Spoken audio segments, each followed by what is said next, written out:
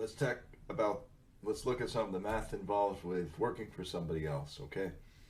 So I'm gonna just be open. I'm gonna give you some personal information, pretty personal. I'm gonna put myself out there with actual numbers, and let's get down to the nitty gritty, okay? Um, so, I'm getting these job offers, right? And I'm just sort of putting the data in, and I have this security company that I work for that could send me to different sites. They could assign me a new site, so I'm going to look at any assignments they offer. I'm going to put the numbers in here. So the hourly wage, the number of hours per week.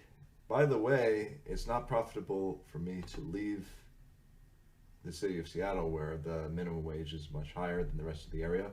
So here would be me working in a different town, and this is the Seattle minimum wage.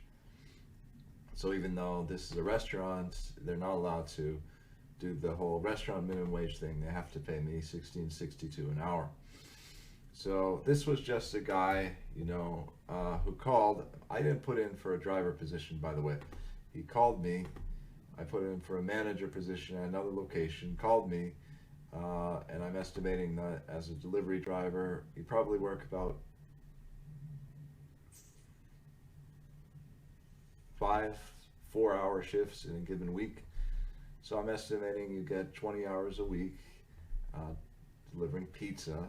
Used to be a good thing. Now I just don't think it pans out based on, if you excuse the pun, based on this. So here's the formula that we're using. So is there any way to see it in the cell itself? Well, maybe not at this stage, but B2 plus D2, so B2, wage per hour, plus D2, which is tips. So he said that in a given night I could make an average of $60 of tips.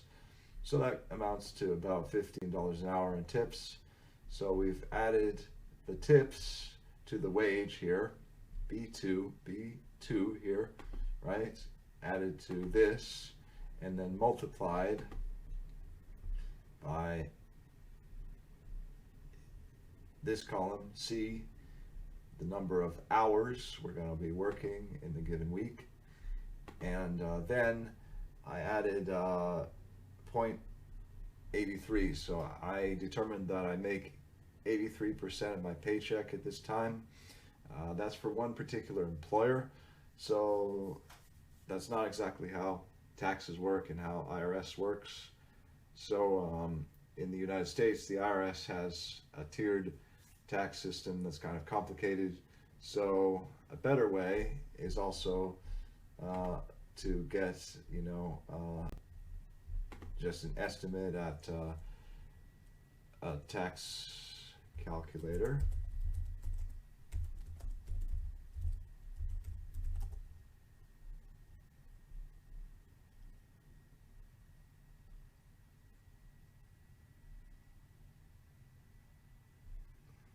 So I'd say this was probably a good one if I recall.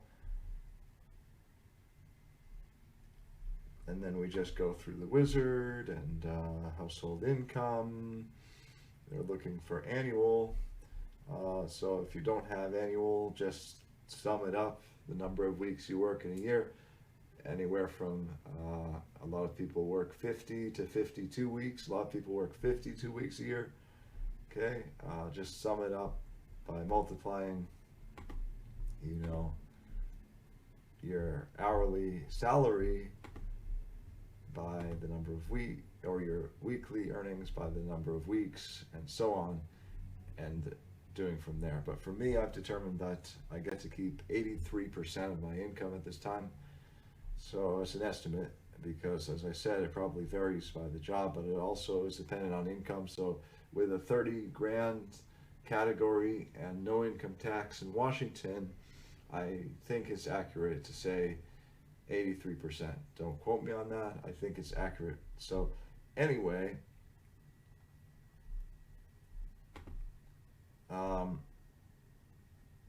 so we have that.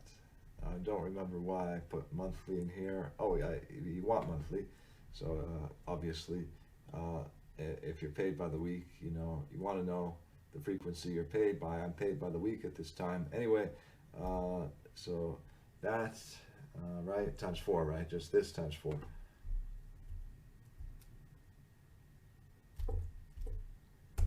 And that's our monthly net. So we've taken taxes out. That's our monthly net.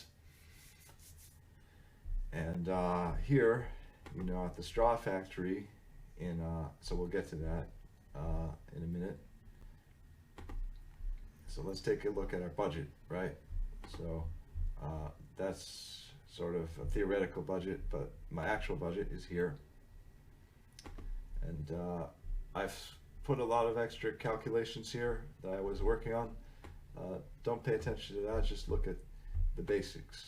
I have my fixed costs that are always the same, and I can estimate that like my groceries, I tend to spend $80 a week. So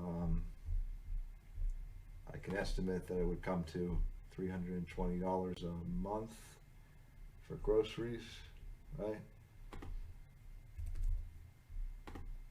And sometimes extra household items as well, but you'd probably want to categorize that separately, sort of like, but all together, groceries, supplies, being groceries and food, and anything I buy at the grocery store, which would be soap, anything for self-care would be here. And so really amounts to anywhere between $320 to $400 a month. Gasoline, have a kind of efficient car, can currently get by with, it's suggesting that I can get by with 1 tank of gas a month. Let's change that to 2, because a tank of gas would be $30 or so. Change that to 2, and then these payments have gone away because I consolidated. Okay, so I consolidated, and without having a loan, it's credit counseling, and they consolidated my payments. So now all of those together are like $400 a month right now, without one of them. It's missing one of them, but it's so I always have to meet that, but I don't have to meet the previous costs. So now my costs have decreased significantly. So I need to raise this amount exactly, no less than this, right, in any given month. So we're looking at this figure, right? And anything lower than this in terms of monthly pay is just not going to work.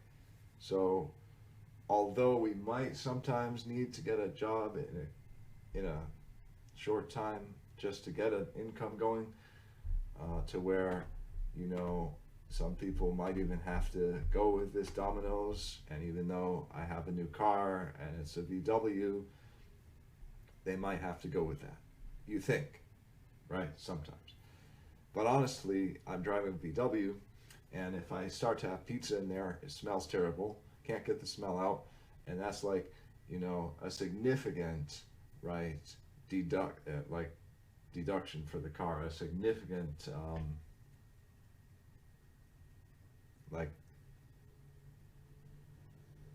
deduct, for the value of the car. So I don't want that pizza.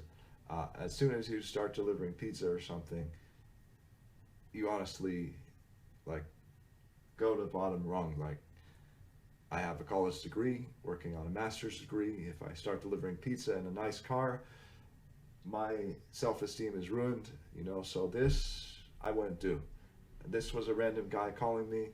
I didn't ask for that job, so I wouldn't do. This, a security job with 2 12-hour shifts on the weekend, I might consider. Let's take a look at that. Let's populate the formula. using Control D. So Control D should help us, Control D, right? And then sort of extend this and sort of Control D, or just here, Control D. Anyway, we're trying to populate the same formula. And how do you do that? It's on the Home tab and sort of like fill. It's called fill, and so we're on the Home tab. Fill. It's called fill, right? So this. So yes. I could probably say series, and it would just do the whole possibly column.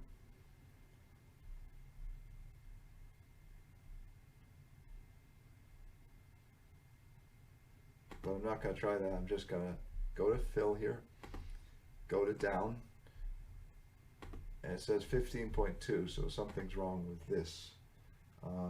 This plus this, there is no this, that's fine, times this, but it didn't. C3, right? It didn't come out for some reason. So I see.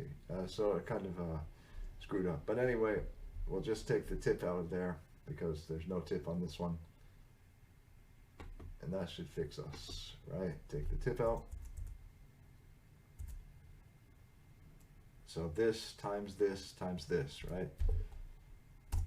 Gives us our net earnings. So for a weekend with 24 hours of work, although we're doing 12-hour days and we're waking up early, that's not terrible. And even as a second job, that's not terrible. But as a primary job, with this result, right? Okay, you know, Windows, this is why I don't like Windows. You've heard me complain about Windows, that's why. Chime, chime, chime, yelling at you. Okay, that times 4 equals that, so that's less than what I would make at Domino's. But anyway, it's a weekend position. So for $1,000 a month for a weekend position, it might not be bad. For me, that's bad. 12-hour shifts on a weekend. I don't want to be bothered with work on a weekend. So let's just say that's bad. Now this, right, is the formula going to work for us? Well, we can try. Hopefully it will work this time for this application. So we'll just fill down. I don't know what happened. I wanted to fill the next cell and it sort of filled down, right? Fill down. Anyway.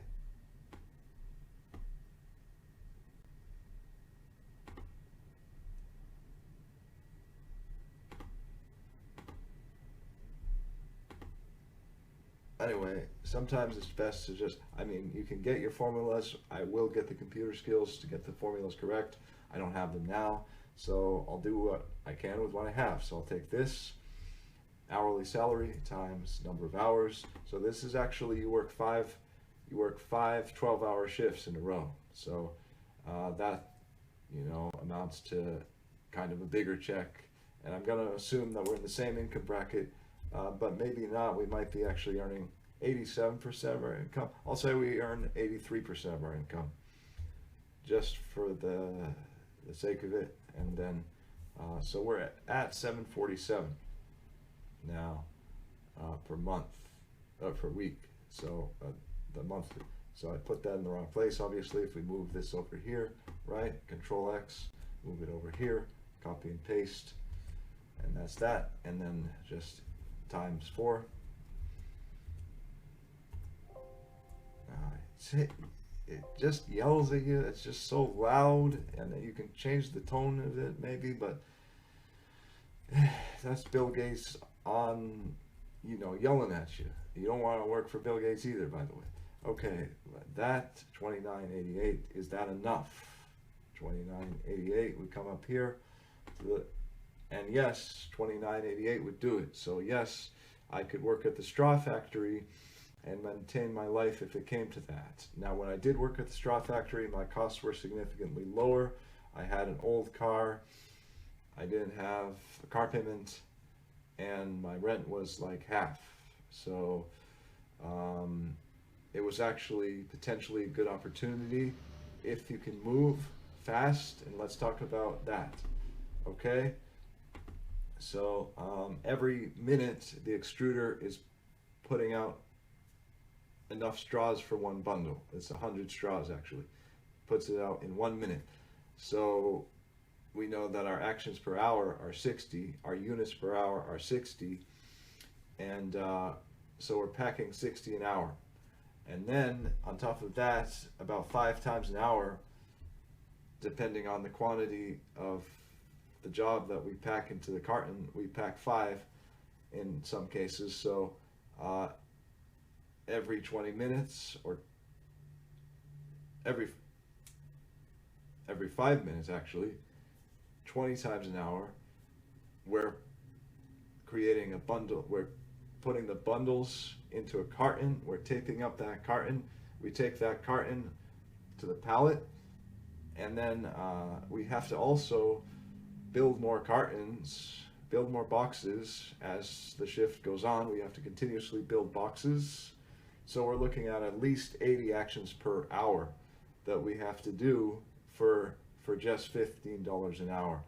Now the straws, I don't know what Starbucks would pay wholesale for a bundle of straws, 100 straws, but I know that on a consumer level, it's $10 for just a couple of Starbucks straws in a package. I guess they're permanent ones or something, but so this is a really rough estimate to say that it's $10, but assuming that it is, we've generated $600 in product for that company for that hour, and we've done 80 actions per hour for just that $15 per hour. So we get $15 an hour, they get 600. You know, for me, that's terrible, but if you look at it the other way, a lot of people that are physically fit, that like this kind of work, keeping busy, keeping up to speed, you know, moving. A lot of people like that. It's an air-conditioned factory. You get an hour off for lunch. You get like a couple 15-minute breaks. Somebody comes and relieves you, takes over the machine. You walk away. Feels kind of good to get away from the noisy floor and into the lunchroom. And it's cool in there, and you can buy a sport drink and cool off. So ultimately, even though they're selling us a lot of Powerade, probably not at cost, probably a little more than at cost, right? You know, because we're sweating balls in there, and we need all those electrolytes. You know, we're making fairly good money. So if we look at it here, 747 a week, almost 2,000 a month. That's net after taxes. Paid the taxes, still almost get 3,000 a month, and that's more than I was making recently at another job full time with $16.62 an hour. So, you know, given that, it could be a fairly good deal for some people, but for me, packing straws is not my idea of a good time, right? So anyway, I need, based on this budget here, I would need this amount of money per hour. So we've just gone to our total sum, right? And done some math. So divided it by 160, which is the average number of hours we work in a given month. For most people, it's 40-hour weeks. So we, you see this? Anyway, this is also computer skills. This could be on me for not having computer skills. Nevertheless, 26.94, 72, and we really don't, you know, I don't want to have to have all these computer skills to be competitive. I'm not so interested in computers, so why do I have to learn Excel? Why do I have to learn this application and that application? I'm willing to do it though, because in terms of wages, you get more wages, and as long as we're still on the old wage system instead of earning money in an entrepreneurial business, then you get it. It makes sense to know those things, and I will eventually do it to some degree, but I don't want to do it. So maybe I don't have to do it. We'll see if we can get out of me learning how to work Excel to where this wouldn't happen and it wouldn't be yelling at me all the time, and I could copy the formulas very easily to the next cell. A lot of people can do that, and if you can, again, you don't have to be packing straws. Definitely, you can be doing data work, and it pays better. But anyway, so by this time we have this, and we just simply take this and divide it by 160 for the amount of that would be our yeah that would be the net hourly salary we require. So we'll get to that. Divide this by 160, right? Hours per month. So minimum to make this, we would have to be at 1852 to make this expense, since I've lowered with the consolidation, right? I have only that much. I used to be insane, like 3,500. Now it's 29.64. I need 18.52 an hour, but that would be net. So to determine the gross salary, which is the one that the employer gives you, we take this and I think divide by the percentage. So yeah, this and divide by 0.83 to get 22.31. So I actually need 22.31 per hour. Now that is not common to get for most people, right? But if we look over here, right, I might be offered this salary. It's an annual salary. Of course, this is given to us gross, I'm pretty sure.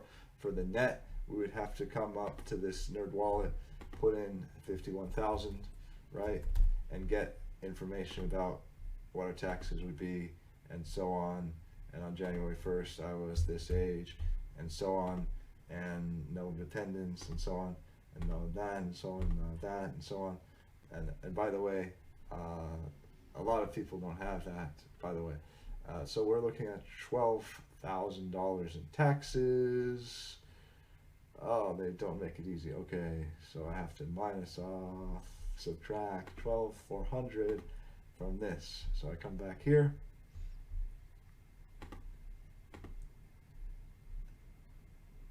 Right? And I subtract 12,400. This minus $12,400, getting me a net salary of $38,600. So that's like, now it's 38, but don't let that fool you. It's close to 40. So it's close to 40. Don't let it fool you. We get a pay hike after a year or so. So we get to 56,000 after a year managing at this car agency. And then there's a potential for commission earnings too. So it just, this is the baseline. And this, as we figured out, I could do with much less. And as we figured out,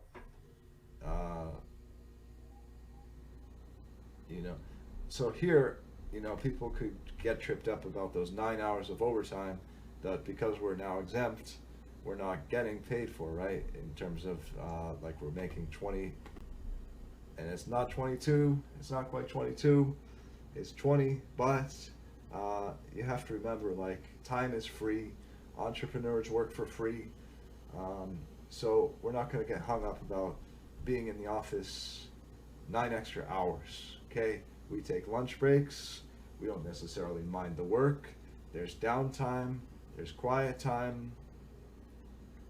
It's a professional job at this stage to be manager.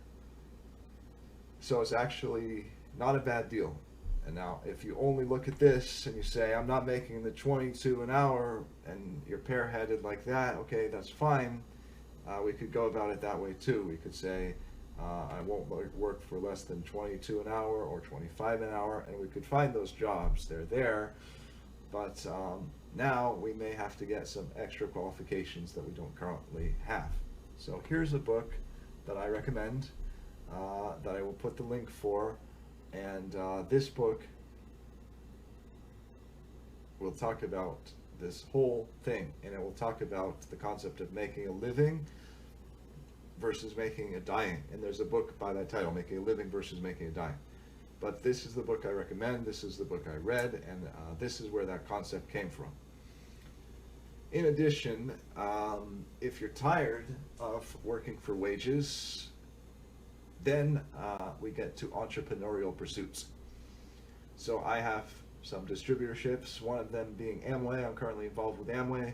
We'll be looking at some other ones, Amway. So, you know, you won't make enough money to quit your job the first year or so, or for a while, but with Amway, you do have the opportunity to make extra money. Some of their products are actually good. They have something called, they have this excess gum.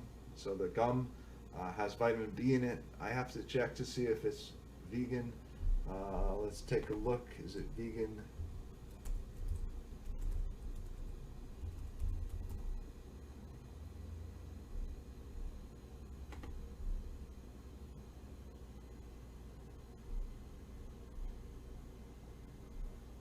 It's not available, number one, unfortunately. Maybe just in this flavor. But it does improve, for me, it's improved my performance, my, you know, mental outlook and capacities.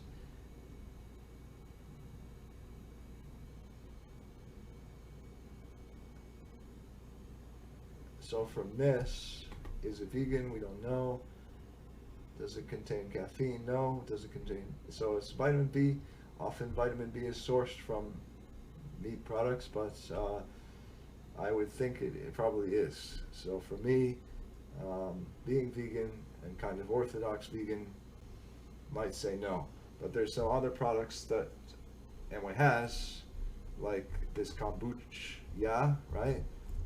So kombucha, if you buy it in the store, is cost prohibitive. It's at least $3 per bottle, whereas if you get the kombucha, it's a mix. It still has the, so we might be looking at some delays in supply. Doesn't mean they'll be out of it forever or not selling it forever. They'll get back to the supply. They're pretty good about that. It's just in demand, it's popular, right? It saves you money. Instead of paying $3 per bottle, you're paying $20 for 14 servings. So 14 divided by 2 is 70 cents a serving rather than $3 for the bottle of kombucha, and it still has the probiotics in it, and it is vegan. This is vegan. So yeah, we have some good products at Amway. Give me a message if you're interested. I can set you up with the distributorship. We have some support in my upline that provides meetings, provides all kinds of support that you can get by coming on board with us. And you won't make probably 50 grand the first year. You won't be able to quit your job the first year, but eventually this could be an extra income for you. This could be you even just saving money, even if you just get the distributorship. By the way, this $20 is not what you would pay as a distributor. I think you would pay, if I'm not mistaken, like 50%. You would pay $10 for that bag as a distributor. So even if it's just to save money, becoming a distributor makes a lot of sense. So just message me if you're ready for this. You're ready to come on board. You're ready to explode. This is you know, this is great. And then we don't have to look at packing straws for a living, right? We don't have to look at sitting at a security site on the weekends for 24 hours. You know, our whole weekend is gone. We don't have to look at Domino's in our car, the smelly pizza in our car. This eliminates that whole racket, that whole headache. So that's one of the things I'm working with and working on, and I've invested in it, I'm confident in it, and I'm a skeptic, And if I sort of went for it, well, maybe you should look at some of the products, see where we're at with that. I'm saving up for a water purifier system, but it shouldn't be much of a saving up for situation if I get this gig. This is a sales oriented gig. This is a customer service oriented gig. This is a leadership role. And ultimately weekly, I'm looking at $1,000 a week. You know, that's not bad for a paycheck. You know, I'll take it. So yes, yes, you want to come on a winning team? Welcome to do so. Otherwise, you're already on a winning team. I gave you the math, economics lesson rundown pertinent to jobs, showed you how some of these Excel tools can help you to, you know, figure your life out. And, you know, definitely you want to do this sort of bookkeeping with all of the jobs you investigate. You know, they'll all give you the hourly wage. They'll all give you, you know, the hours. You can sort of, they won't necessarily give you the hours. You can sort of guess. You know, another one might be, for some people, Greyhound, right? Greyhound trains, gives you your CDL, can get you on the road if you're safe, if you know, don't use pot like I do, then you can get on the road, you know. And I was given a significant number of hours, actually probably wanted less work than I had.